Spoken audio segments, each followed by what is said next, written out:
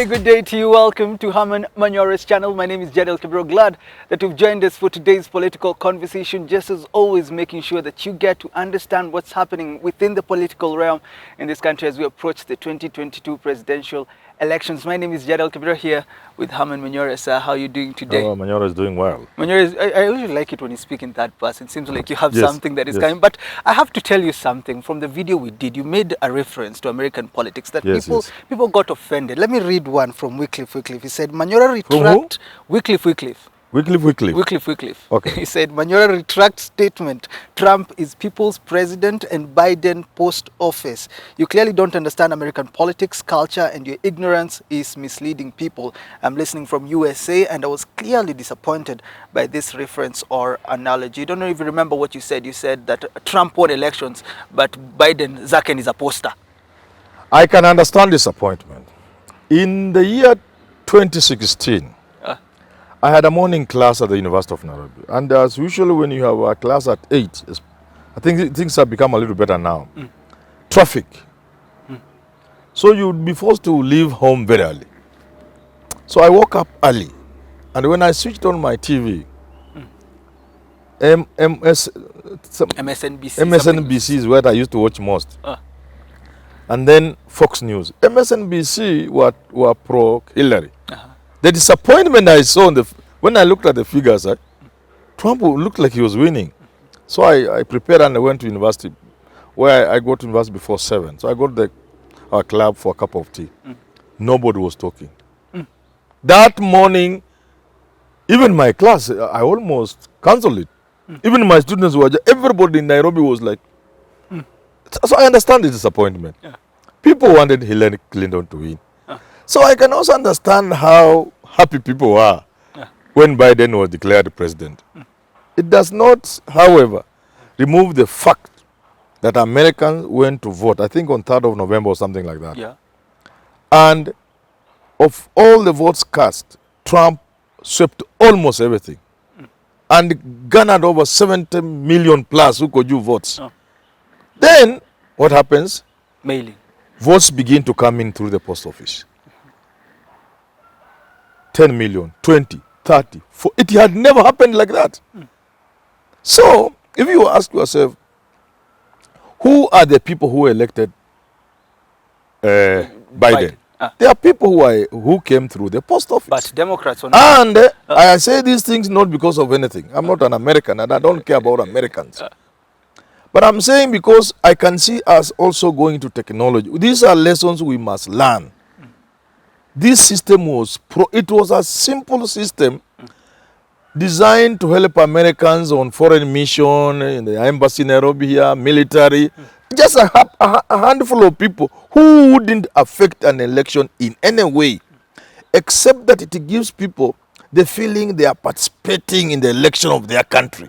But everybody knows those votes will never make a difference. Never had been imagined such a votes like our diaspora votes. How many are those?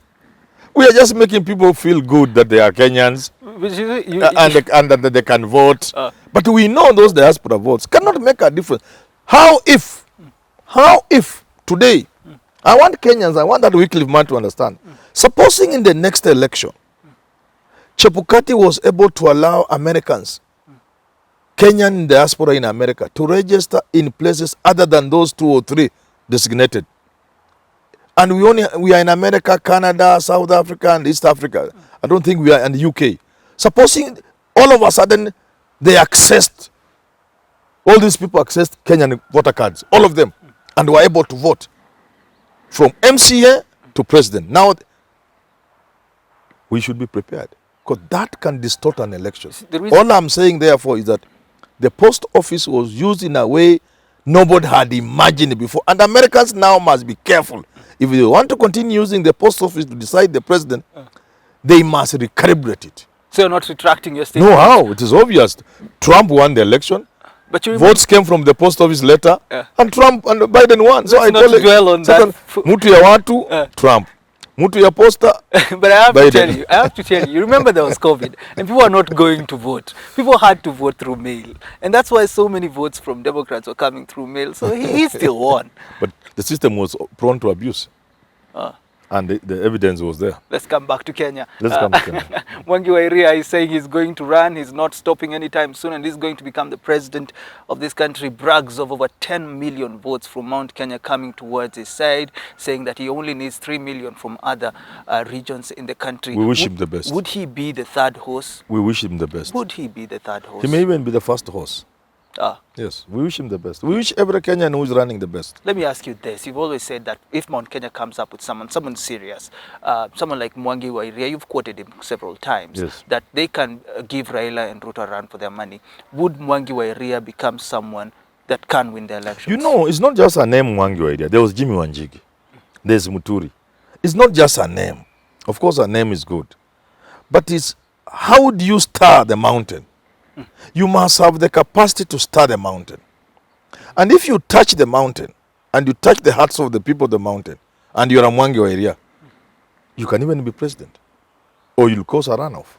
That's what I meant. When he says that he's going to provide 1 cow per home, is this something that can touch people better than a bottom-up and 6,000 monthly stipend by Raila? Mwangi wa Iria's policies, if you wish, there would be a better word.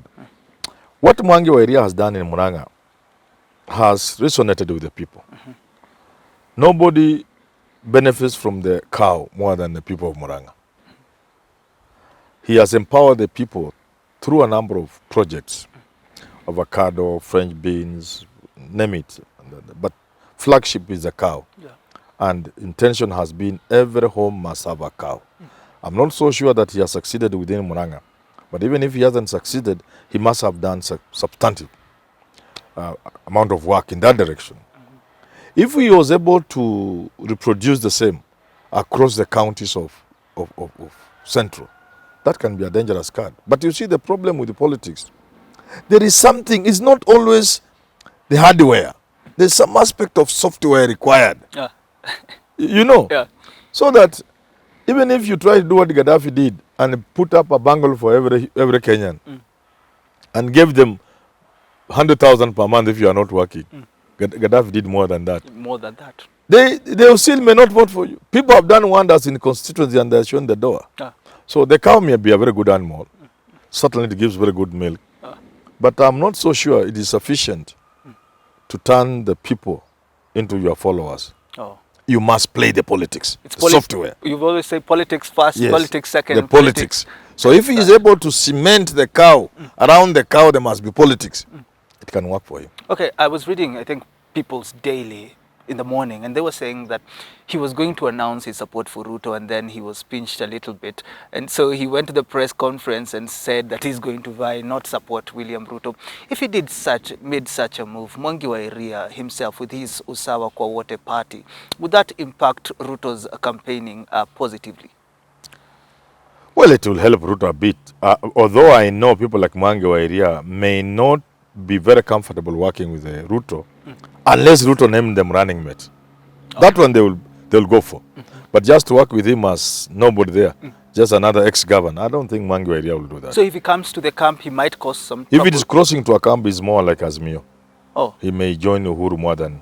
If he goes to Ruto, will that bring in some wrangles? We saw something of that, the same talk with Kalonzo going to... Certainly, because there are people now, it will mean there are also names like Irungu Kangata, Nyoro in Murang'a who will be antagonized Alice Wahome, you know, because he will now come in at a higher level. But remember, people like Mwangi wa Iria are not foolish people. I've talked to these people. Many of these people I've talked to. I've sat with Mwangi wa Iria. And I can tell you, some of these people have their eyes in the future.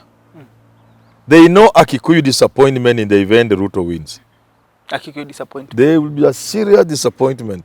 The Kikuyus will be disappointed. This they can take to the bank.